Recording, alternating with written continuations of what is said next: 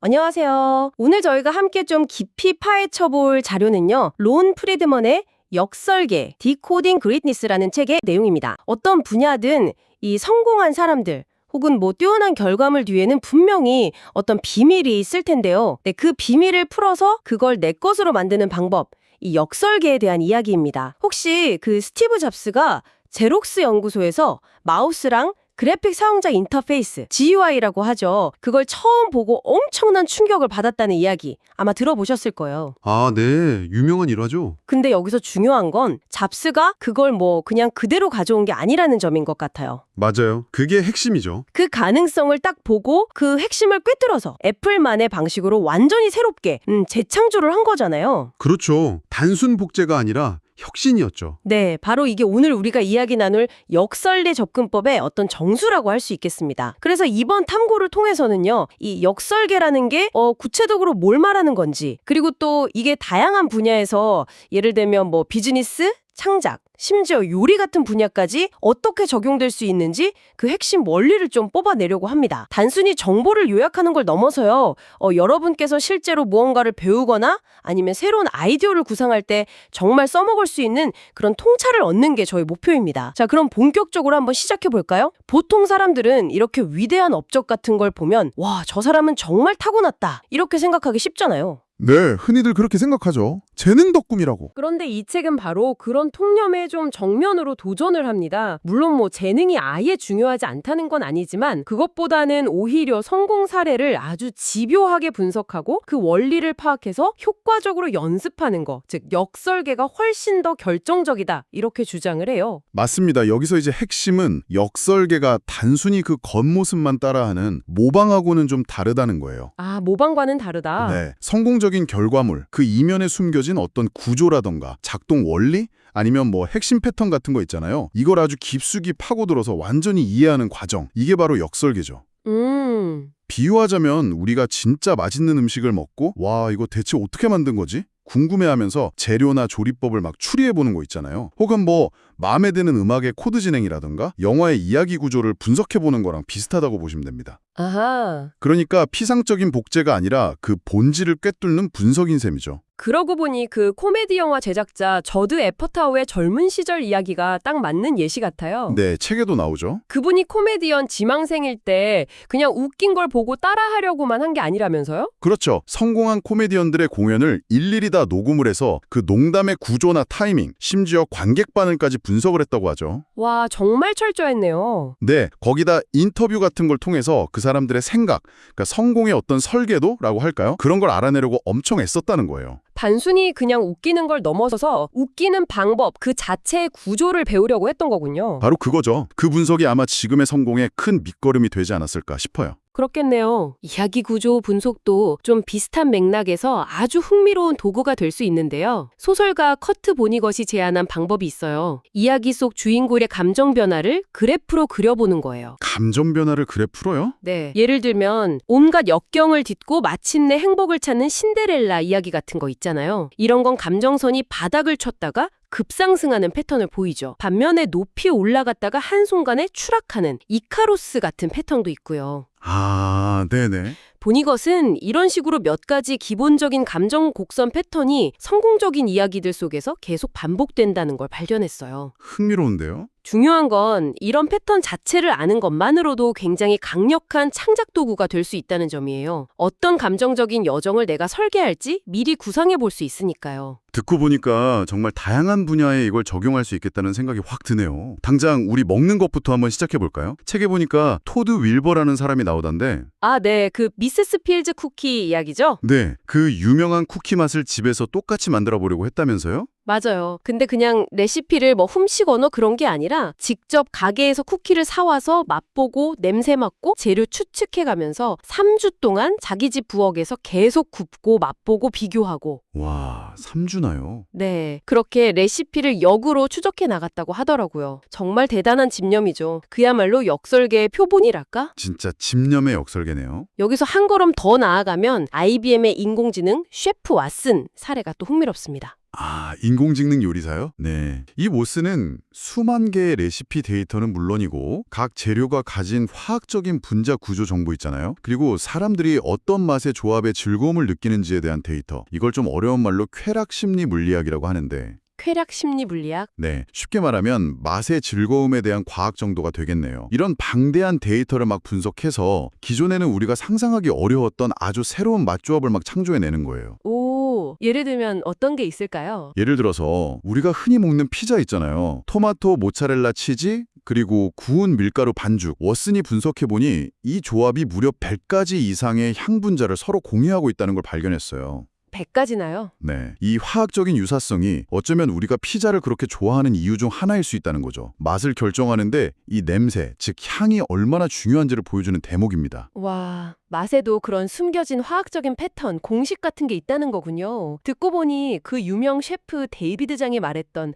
맛의 통일 이론, 이거랑도 뭔가 통하는 이야기 같아요. 아, 맞아요. 데이비드 장. 단순히 재료 궁합만 보는 게 아니라 익숙한 맛에서 오는 어떤 편안함 혹은 어릴 적 먹었던 음식에 대한 기억 같은 감성적인 부분까지도 맛 경험에 영향을 준다고 했잖아요. 그렇죠. 그런 심리적인 요인도 크죠. 낯선 음식이라도 그 안에 뭔가 익숙한 패턴, 예를 들어 발효된 맛 같은 걸 발견하면 이거 맛있다? 하고 느끼게 된다는 그런 이야기였던 것 같은데 결국 맛있는 음식도 충분히 분석 가능한 대상이라는 거네요. 그럼요. 비즈니스 세계에서는 이런 역설계가 거의 생존 전략에 가깝다고 볼 수 있습니다. 우리가 잘 아는 치폴레나 스타벅스 같은 프랜차이즈 성공 스토리를 보면 그게 아주 명확하게 드러나죠. 아, 치폴레랑 스타벅스요? 네, 치폴레 창업자 스티브 엘레스는 샌프란시스코의 어떤 인기 있는 타코 가게를 보고 그 성공 요인을 분석해서 콜로라도 덴버에 자기 첫 매장을 열었고요. 스타벅스의 하워드 슐츠는 이탈리아 밀라노의 그 활기찬 에스프레소 바 문화 있잖아요. 거기서 영감을 얻어서 미국식 커피 문화를 완전히 재창조했죠.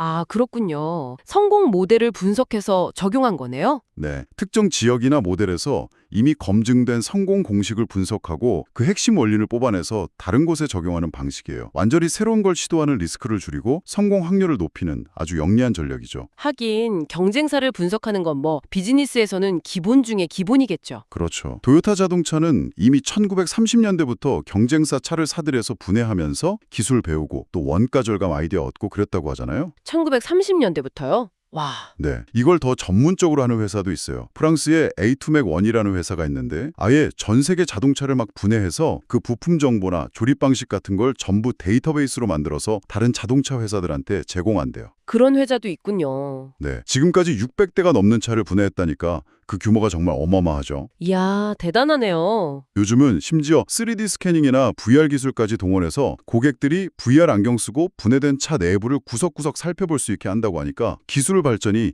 역설계 방식을 점점 더 정교하게 만들고 있는 셈이죠. 네, 앞서 잠깐 언급했던 스티브 잡스랑 제록스 팔스 이야기는 다시 한번 강조해도 좋을 만큼 중요한 것 같아요. 맞아요. 시사하는 바가 크죠. 잡스가 제록스의 알토 컴퓨터에서 GUI랑 마우스를 보고 그 혁신성에 완전히 매료됐잖아요. 근데 중요한 건 그걸 그대로 베낀 게 아니었다는 거. 그렇죠. 핵심은 그 너머를 본 거죠. 기술 너머의 가능성. 그러니까 평범한 사람들도 컴퓨터를 아주 쉽게 쓸 수 있게 만들 잠재력을 본 거예요. 아, 사용자 경험? 네, 제록스가 놓치고 있었던 그 사용자 경험에 집중해서 훨씬 직관적인 마우스, 보기 좋은 폰트, 쉬운 인터페이스를 개발해서 매킨토시라는 완전히 새로운 가치를 만들어낸 거죠. 역설계가 단순한 모방을 넘어서 어떻게 혁신의 발판이 될 수 있는지를 정말 잘 보여주는 사례네요. 맞습니다. 이렇게 제품이나 비즈니스 모델뿐만 아니라 그럼 창의성이 중요해 보이는 분야는 어떨까요? 예를 들어 예술이나 문화 콘텐츠 같은 영역에서도 이 역설계가 통할까요?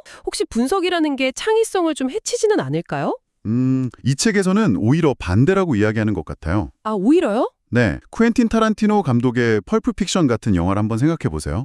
그 영화 보면 기존의 여러 장르 영화들, 누아르나 갱스터, 코미디 같은 장르의 클리셰나 특징적인 요소들이 있잖아요. 네네. 비선형적인 구조라던가 대사가 많다던가. 그렇죠. 그런 것들을 막 가져와서 자신만의 방식으로 뒤섞고 재조합해서 완전히 새롭고 독창적인 스타일을 만들어냈잖아요. 이것도 일종의 창의적인 역설계라고 볼 수 있는 거죠. 아, 그렇게 볼 수도 있겠군요. 또 다른 예로는 영국 밴드 라디오헤드를 들 수 있어요. 라디오헤드요? 네, 그들이 3집 앨범 OK 컴퓨터로 정말 엄청난 성공을 거뒀잖아요. 네, 명단이죠. 근데 다음 앨범에서는 그 성공 공식에 안주하지 않았어요. 오히려 기존의 그 기타 중심 럭 사운드를 거의 해체하다시피 하고 전자음이나 신디사이저, 시퀀서 같은 새로운 요소들을 대폭 도입했죠. 그래서 나온 앨범이 키덴데 이전과는 전혀 다른 사운드를 들려줬어요. 맞아요. 그때 팬들 사이에서도 좀 논란이 있었죠. 그렇죠. 이것도 어떻게 보면 자신들의 성공작마저 분석 대상으로 삼고 그걸 의도적으로 넘어서려는 시도, 이것 역시 역설계의 한 형태라고 볼 수 있습니다. 성공 패턴을 분석하되 거기에 매몰되지 않고 새로운 방향을 계속 모색하는 거죠. 분석이 구체적으로 그럼 어떻게 이루어지는지 보여주는 아주 흥미로운 사례가 그 테드 강연 분석이었어요. 아, 네. 켄 로빈슨 경 강연 분석. 네, 그 전설적인 강연 있잖아요. 학교가 창의성을 죽이는가? 그걸 분석한 내용을 봤는데 와, 정말 놀랄 만큼 상세하더라고요. 강연 시간이 정확히 19분 24초, 사용된 단어 수는 3,105개. 강연 구조도 도입부 13%, 핵심 주장 2%, 사례나 일화가 21%, 현 상황 진단 25%, 이런 식으로 다 세분화하고 그렇죠. 아주 구체적으로 분석했죠. 심지어 유머 사용 횟수가 40회, 그러니까 분당 2번꼴로 유머를 썼다는 거고 강연 전체의 감정 변화 곡선까지 분석했어요. 긍정이 36%, 중립 40%, 부정이 24%, 말하는 속도도 분당 161단어. 와... 바로 그겁니다. 단순히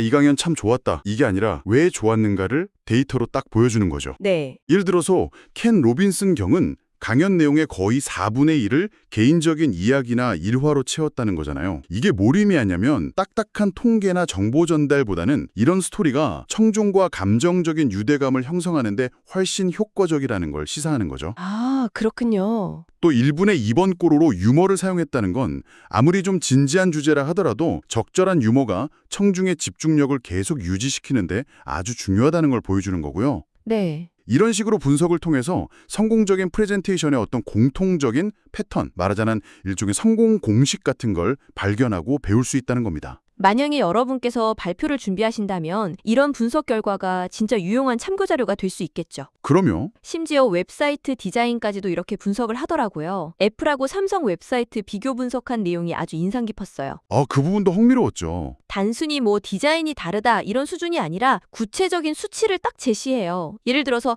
첫 화면 배너 이미지 수가 애플은 9개인데 삼성은 29개. 클릭 가능한 버튼 수는 애플은 88개, 삼성 272개. 와, 차이가 꽤 크네요. 그렇죠. 사용된 총 단어 수도 애플은 140개인데 삼성은 324개. 제품 기능을 강조하는 비율도 애플은 56%, 삼성은 75%. 이런 식으로요. 이 숫자들만 봐도 뭔가 딱 느껴지는 게 있네요. 네, 이 숫자들이 뭘 의미하냐면 애플은 극도의 어떤 단순함, 그리고 시각적이고 감성적인 접근, 새롭게 만나는 매혹 이런 식의 문구를 강조하는 반면에 삼성은 더 많은 정보와 선택지 그리고 기른을 전면에 내세우는 경향이 있다는 걸 명확하게 보여주는 거죠. 그러니까 웹사이트 디자인 분석만으로도 이 두 회사의 브랜드 철학이나 타겟 고객 전략이 어떻게 다른지 좀 엿볼 수 있다는 거예요. 네, 여기서 우리가 계속 좀 강조해야 할 점은 이 모든 분석과 배움, 그러니까 역설계라는 것이 단순히 남의 것을 베끼거나 표절하는 행위와는 근본적으로 다르다는 겁니다. 네, 그게 중요하죠. 특히 창의성이 중요한 분야일수록 모방이라는 단어는 좀 부정적으로 여겨지기 쉽잖아요. 그렇죠. 하지만 이 책에서는 오히려 성공 사례를 깊이 분석하고 배우는 과정 자체가 새로운 아이디어를 탄생시키는 원동력이 될 수 있다고 말해요. 나는 창의적이지 못해 이렇게 걱정하기보다는 오히려 뛰어난 작품이나 결과물을 아주 적극적으로 해부하고 그 원리를 흡수하려는 자세가 더 중요하다는 거죠. 최적의 새로움? 이라는 개념도 이거랑 좀 관련해서 생각해 볼 만한 것 같아요. 네. 칼림 라카니 교수의 하버드 경영대학원의 교수님이 제시한 개념인데 사람들이 완전히 낯선 것보다는 익숙한 요소랑 새로운 요소가 좀 적절하게 균형을 이룰 때 가장 매력을 느낀다는 거예요. 너무 익숙하면 좀 지루하고 그렇죠. 또 반대로 너무 생경하면 거부감이 들 수 있으니까요. 네. 그 인기 TV 드라마 매드맨이 성공한 이유 중 하나로 1960년대 광고계라는 좀 익숙한 시대적 배경 설정 위에다가 당시로서는 꽤 신선하고 복합적인 캐릭터랑 예측 불가능한 스토리를 입힌 점, 이걸 이 최적의 새로운 개념으로 설명하기도 하더라고요. 그렇군요. 그렇군요. 익숙함과 새로움의 조화? 네, 그러니까 성공적인 창작물 역시 기존의 어떤 익숙한 틀, 즉 패턴을 잘 분석하고 거기에 자신만의 새로운 해석이나 변주를 더하는 방식으로 만들어지는 경우가 많다는 거죠. 의미는 절대 아니거든요. 네. 왜 그 전략이 혹은 그 디자인이 아니면 그 이야기가 성공했는지 그 본질적인 이유를 깊이 이해하지 못한 채 겉모습만 흉내내는 건 오히려 실패의 지름길이 될 수도 있어요. 아, 맹목적인 모방은 위험하다. 그렇죠. 또 과거의 성공 방식에 너무 얽매이는 것도 위험하고요. 심리학에 보면 고착 효과 또는 정신적 고정, 멘탈 셋 이펙트라는 용어가 있어요. 고착 효과. 네. 과거에 효과적이었던 어떤 해결책이나 사고방식에 너무 익숙해진 나머지 새로운 상황에 더 맞는 좋은 방법이 눈앞에 있는데도 그걸 보지 못하고 기존 방식만 고집하게 되는 현상을 말해요. 즉 성공 사례 분석이 오히려 우리의 시야를 좁히는 어떤 덫이 될 수도 있다는 점을 항상 경계해야 합니다. 그렇군요. 결국 핵심은 어떤 균형 감각인 것 같습니다. 맞아요. 균형이죠. 성공 사례를 철저하게 분석해서 그 원리를 배우기는 하되 거기에 완전히 갇히지는 말아야 한다. 그렇죠. 분석을 통해 얻은 통찰을 바탕으로 자신만의 강점이나 아이디어를 잘 결합해서 현재 상황에 맞게 변형하고 발전시키는 것. 이것이 바로 역설계를 통해서 진정한 혁신과 성장을 이루는 길이 아닌가 싶네요. 정확합니다. 역설계는 그 자체로 끝이 아니라 더 나은 무언가를 창조하기 위한 아주 강력한 출발점이자 도구인 셈이죠. 자, 오늘 저희는 역설계라는 렌즈를 통해서 성공 뒤에 숨겨진 패턴과 원리를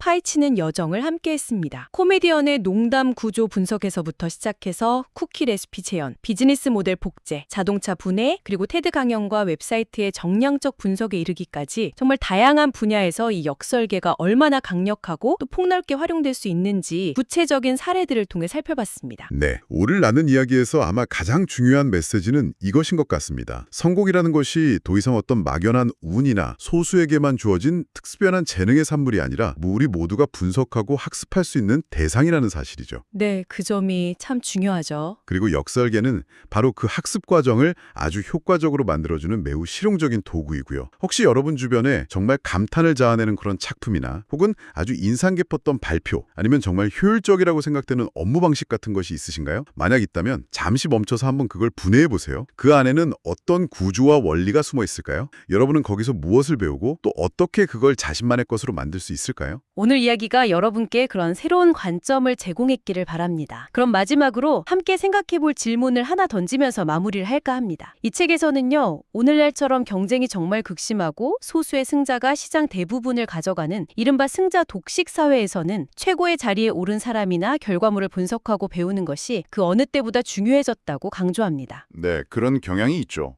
그렇다면 이런 역설계적인 접근 방식이 미래 사회에서 성공하기 위한 어떤 필수적인 생존 전략이 될까요? 아니면 모두가 최고만을 따라하려 할 때 오히려 세상의 다양성이 줄어들고 모든 것이 비슷해지는 그런 획일화의 위험은 없을까요? 여러분의 생각은 어떠신가요? 다음에 저희는 또 다른 흥미로운 자료를 가지고 돌아오겠습니다.